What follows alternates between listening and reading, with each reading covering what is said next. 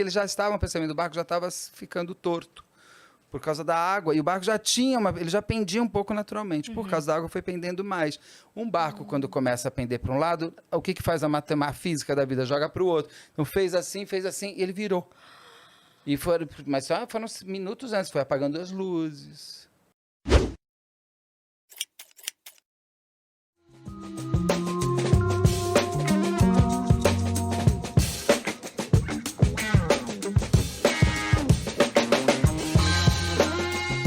Amei. E aí a Boate Kiss tem... Obrigada, menina. A Boate Kiss, o próprio Batomushi, que é um... Vocês são muito novos, mas Batomushi... Eu lembro, não sou 1980, nova, não. Eu lembro, claro... Ah, obrigada. São as tragédias, Eu lembro. né? São os crimes tragédia. Boate o quê?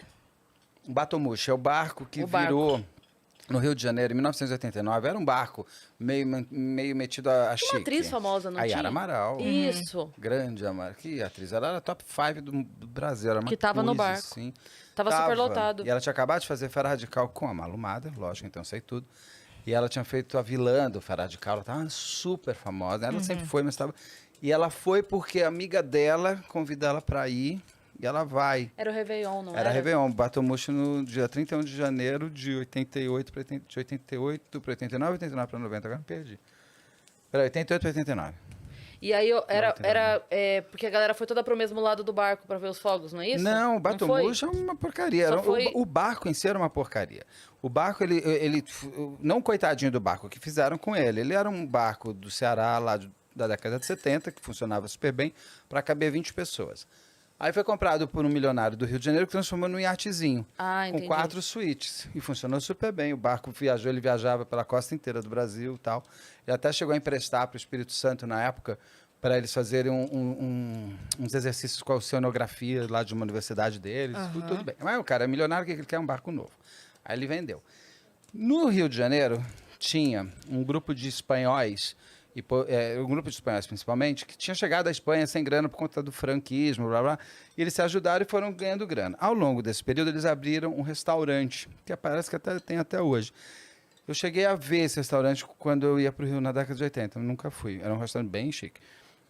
Fica ali em Botafogo, Flamengo.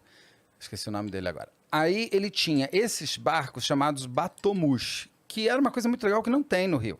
Como tem em Paris, por isso que eles chamam de Batomushi, que você passeia pelo Sena, ou que você tem em Londres, todos os lugares que tem o Rio tem isso, tirando Sim. São Paulo, óbvio.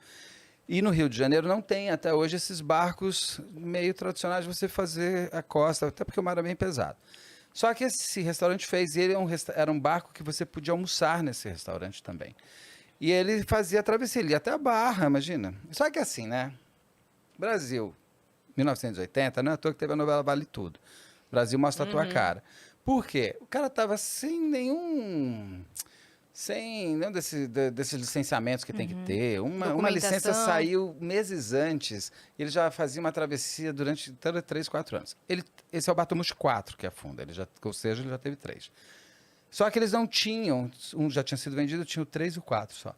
Eles não tinham, nenhum dos dois, muito boa manutenção.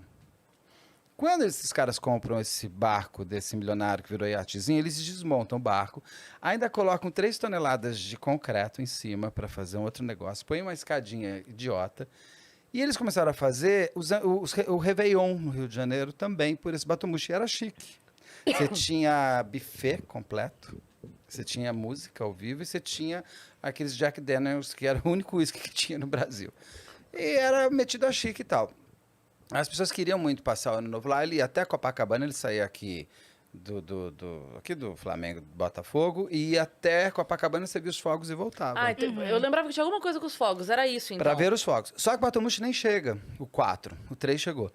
Por quê? E tem coisas muito loucas, porque o Batomushi estava com superlotação, não é provável, assim, ele podia ter até 151 pessoas. Foi contado pela Marinha 149. Só que eles não é que fizeram fila e contaram. As pessoas transitavam e ficavam aquele acho que eu já contei, 2, e deve ter levado bola ali, porque o Batomushi chega a ser parado no meio do caminho, ele volta para essa recontagem, chega lá, não deixam as pessoas saírem, porque não vai dar tudo certo. Devem ter molhado a mão dos caras lá da Marinha, e eu falo molhado mesmo porque teve até inquérito sobre isso e tal. E aí ele foi liberado. Quando é liberado, o Batomushi ele já estava lá no banheiro com problema de uma válvula qualquer que já estava entrando água. Nossa. As pessoas não viram. Só que vamos lembrar, eles achavam que o salva-vidas era feio. Ah, não combina com bar. Fica muito feio. E tem outra coisa, a gente deixava o salva-vidas exposto, sabe o que acontece? As pessoas levavam embora para casa. Então o que eles fazem? Ao invés de ter 151 salva-vidas, eles tinham 30. 30 amarrados no teto. O que você faz com o salva-vida amarrado no momento que o barco está virando? Todos os móveis eram soltos Ah, que bom. num barco. E Que a bacana, escadinha que né? ligava um outro era aquela escadinha de metal, de cobertura pequenininha. Péssima. Péssima, péssima. É para você não comprar aquelas Não, coisas. assim, ó, devagar já é ruim. Na pressa, Não vai. Não vai. Então, então ele voltou, ele foi, daí o povo estava bebendo e tal, e ele tem um livro fantástico, o Ivan Santana, até falo, eu tenho esse caso no canal, chama Batomushi, e é deslumbrante, o livro do Ivan Santana é fantástico. E ele vai contando, só que o Ivan Santana, ele tem uma excelente mania, ele conta no presente, então você está no presente, você já sabe o futuro. A vontade que você tem de ir lá para as páginas na frente e falar, eu vou reescrever isso daqui, ele fez do Plano de Ataque do 11 de setembro também, muito bom. Te coloca lá na cena. Não, te coloca e você fica angustiado porque você sabe o que vai acontecer. E você não consegue parar o tempo. Você não consegue virar e falar, não entra nesse barco. E ele vai contando histórias, por exemplo, de pessoas que iam pro barco e chegaram na hora e falaram, não, tá muito cafona nisso, eu não vou. De gente que chegou e falou assim, não vamos. Um cara, vamos, tá bom. Compra o ingresso na hora e vai. Então, conseguiu, porque aquele cara que não ia, liberou, então conseguiu ir, então. E ele vai, quando ele está... Vocês já foram para o Rio pegar um barco ali? Ele é super violento. Principalmente naquele momento que você sai aqui do Botafogo tal, porque tem um ponto lá, que sei lá como é que é o nome, que você passa aqui com a Urca, que você tem que ir para Copacabana. Esse ponto, em barco bom você já sente. Barquito de porcaria entrando água, 11h48, 49, as pessoas estão, se essa porra não virar, olê, olê, olá. Eu chego lá, porque eles já estavam percebendo, o barco já estava ficando torto por causa da água. E o barco já tinha, ele já pendia um pouco naturalmente. Por causa da água foi pendendo mais. Um barco, quando começa a pender para um lado, o que faz a matemática física da vida? Joga para o outro. Então fez assim, e ele virou. Mas só foram minutos antes, foi apagando as luzes. E ali vira no meio daquele fuzuê. E começam os fogos. Não, os fogos você nem vê, você não vê dali, né? Só que o Batomushi 3 que estava lá, conseguiram avisar antes de virar, ele pega e volta, os caras nem viram os fogos. E eu lembro desse dia, porque a gente passava no Novo no Brasil vendo os fogos de Copacabana, pela televisão. Porque não tinha muita coisa no Brasil, assim, então eu não conseguia fazer muita coisa.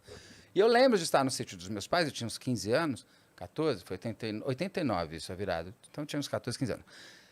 E a gente estava vendo 9, 8, e de repente passa uns 4 minutos, entra uma repórter vestida de branco, falando, um Batomushi afundou no Rio de Janeiro. Eu não sabia o que era Batomushi. Minha tia, que morava no Rio, falou, pelo amor de Deus, Batomushi era o barco mais... Aí ela começou a me contar lá. E ninguém desligou, porque foi meio que Big Brother. A gente começou a ver os corpos chegando no Yacht Clube do Rio de Janeiro, ao vivo. E gente assim, famílias de 5, 6 pessoas que só sobrou a criança de 5.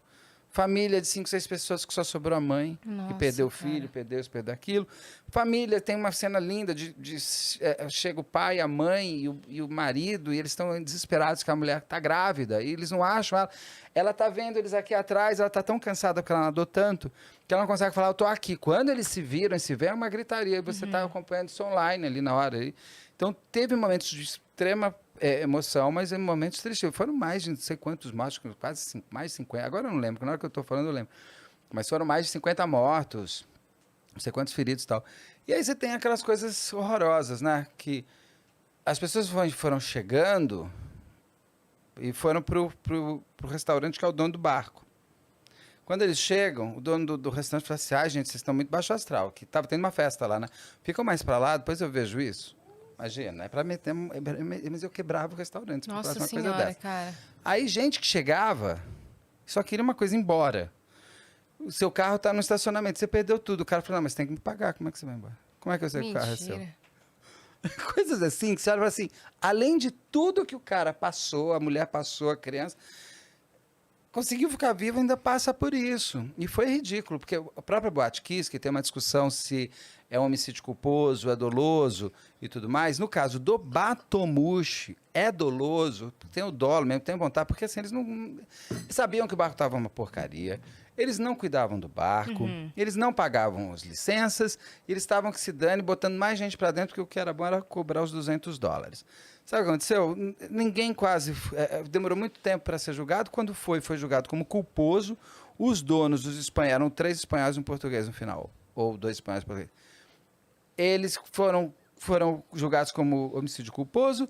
Eles só precisavam dormir na cadeia.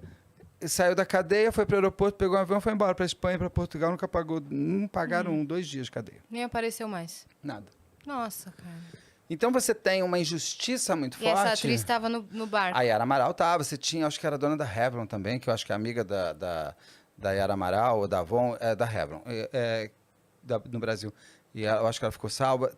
Você tinha várias pessoas, você tem famílias inteiras, você tem histórias muito interessantes. É que como a Yara Amaral, além de tudo, estava dentro desse barco, a coisa pegou ainda mais fogo, porque você tinha, nós aqui normais, uma referência de uma grande estrela morta, porque aquilo é um crime. Batomushi, a gente pode discutir se é uma tragédia ou um crime. O Batomushi é um crime. Uhum. É um Indiscutivelmente. crime. É indiscutivelmente, porque o que eles fizeram naquele barco? Eles sabiam... Gente, teve 2 festas antes, uma com Boni, da Globo. Ele, que é super barqueiro, ele não deixou o barco nem sair. A festa foi feita aí dentro. Porque ele falou, esse barco tá porcaria aqui. Aí um outro francês que tinha ido 3 semanas antes, tinha fechado o Batomushi, que também era um cara super de barco, ele saiu e falou, volta, eu não quero meus amigos aqui não. Ele falou, esse barco tá com muito problema, vocês não podem botar ninguém aqui dentro. Eles foram avisados, eles sabiam disso. Molharam a mão, com certeza, de gente ali que podia ter evitado. Então aquilo é um crime, mas foi tratado como uma tragédia. Quanto custaria?